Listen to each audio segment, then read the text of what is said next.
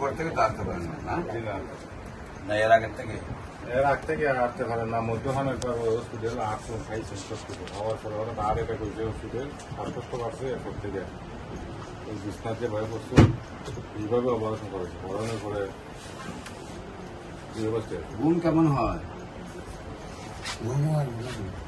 খাবার রুচি কেমন,